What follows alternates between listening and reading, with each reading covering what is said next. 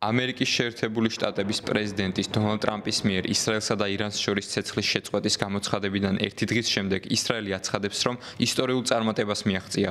ისრაელის პრემიერ-მინისტრმა ბენიამინ ნეთანიაჰუმ აღნიშნა, რომ ირანის წინააღმდეგ 12-დღიანმა კამპანიამ აღმოფხვრა საფრთხეები, რომლებიც ისრაელის არსებობას ემუქრებოდა. ისრაელის თავდასხმები, რომლებსაც ოპერაცია შემართული ლომი უწოდეს, მიზნად ისახავდა ირანის ბირთვული ობიექტების განადგურებას და მისი სწრაფად განვითარებადი ბირთვული პროგრამის ჩამოშლას.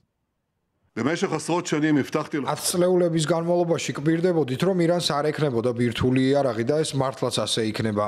ამრიგად, ყველა ნაბიჯი, რომლებიც ჩვენმა მებრძოლებმა გადადგეს, ირანის ბირთვული პროგრამის ჩასაგდებად გადავდგით და თუ ვინმე ირანში ამ პროექტის განახლება შეეცდება, იმავე მიდგომებითა და ძალით ვიმოქმედებთ, რათა ბოლო მოუღოთ ნებისმიერ ასეთ მცდელობას. ვიმეორებ, ირანს ბირთვული იარაღი არ ექნება. ჰააგაში ნატოს სამიტზე მიმავალ დონალდ ტრამპსაც მსგავსი განწყობა აქვს. შეერთებული შტატების პრეზიდენტმა აღნიშნა, რომ ცეცხლის შეწყვეტის შესახებ შეთანხმება ძალაში რჩება, თუმცა თეირანის მიერ ბირთვული ქობინების ფლობის შანსი არ არსებობს.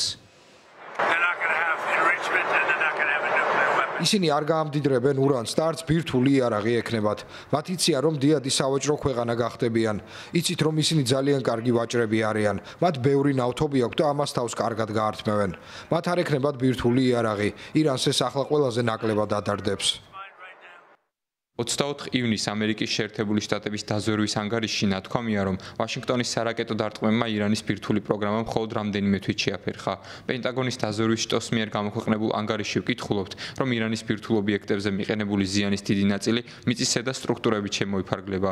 ანგარიშში ასევე აღნიშნულია, რომ თეირანმა გამდიდრებული ურანის ნაწილი, როგორც ჩანს, თავდასხმამდე სხვა საიდუმლო ობიექტებზე გადაიტანა, ხოლო ცენტრიფუგები, რომლებიც ურანის გასამდიდრებლად გამოიყენება, ძირითადად ხელუხლებელია. ეს ანგარიში სრულად განსხვავდება დონალდ ტრამპის მიერ 21 ივნისს გაკეთებული განცხადებისგან, რომელშიც მან აღნიშნა, რომ ირანის ბირთვული პროგრამა განადგურდა.